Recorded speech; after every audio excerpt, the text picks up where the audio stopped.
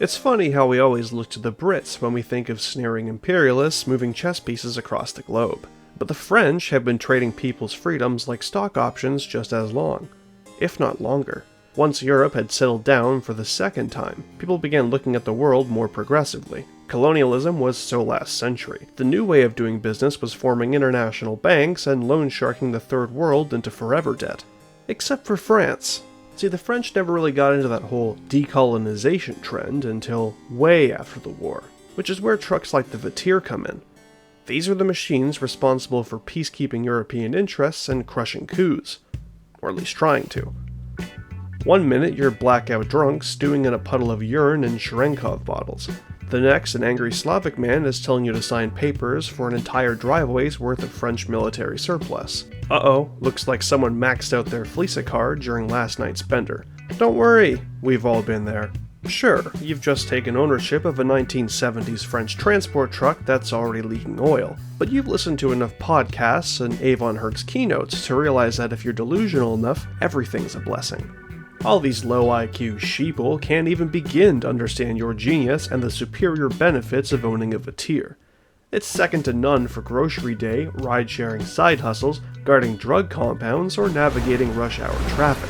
So what if there isn't an insurance company or auto shop in the country willing to touch your new investment? That just means you get a bigger slice of that profit pie.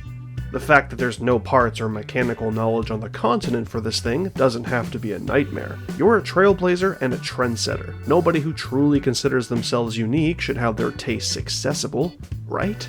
Everyone around you might act like they hate you for visually polluting their neighborhood. But really, they're just jealous they bought a beta SUV instead of an oversized military-grade pickup like yourself.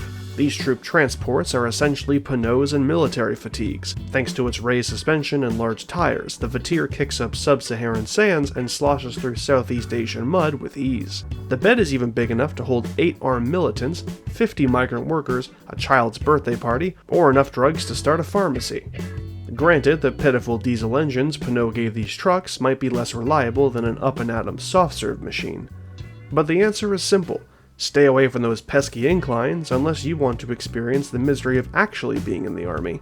The ride quality of a Vetir makes bombed-out villages and war zones feel like fresh blacktop. Your cheeks will thank you when they experience the faux leather seats. The back ones might give you hemorrhoids and a slight spinal reconfiguration, but every on-duty soldier agrees. It beats the hell out of walking.